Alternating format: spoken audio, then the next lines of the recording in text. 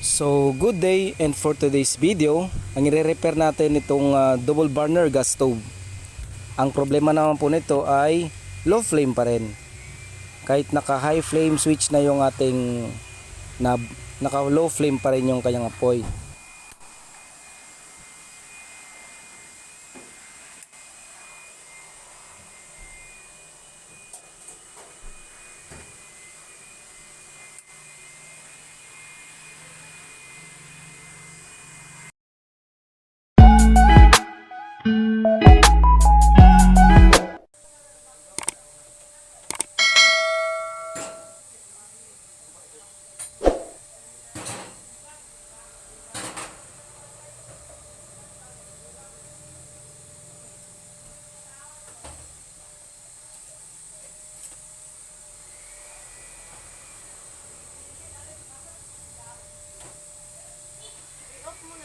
Ay, di na.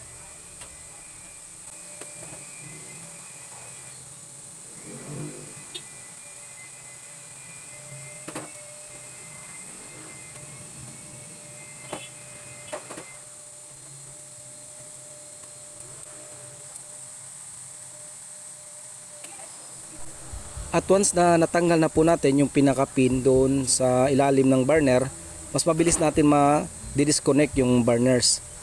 Ayan.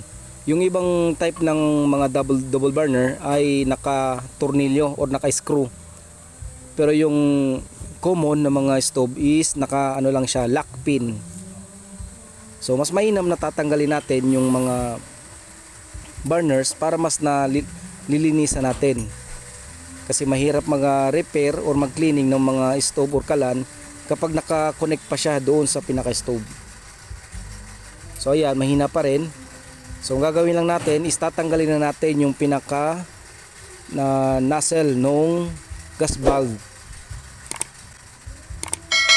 Sa pagtatanggal po, gamit na po kayo ng open wrench number 10 kasi yung po naka match doon sa ano. Ay sorry, hindi pala number 10, number 8 na open wrench. Kasi yung maliit lang po yun. So yun ang magpipit doon sa pinaka nozzle. Nga po pala sa ano, kapag mahina or low flame, marami tayong kinukonsider na mga cause. Like for example po, short gas supply or sa regulator. And then pangalawa yung clogging. So palagi po itong nagka-clog yung kanyang mga daanan ng ating gas. Pero mas maganda na i-check po muna natin para matukoy natin or matrace yung pinaka cause ng low flame. Dito sa inaayos po natin, ang trouble po nito is nag-clogging doon sa nozzle ng gas valve.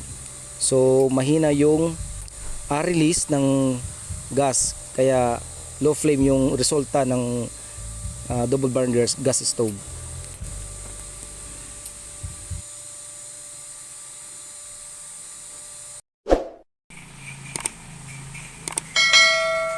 Natapos na natin i-repair itong double burner.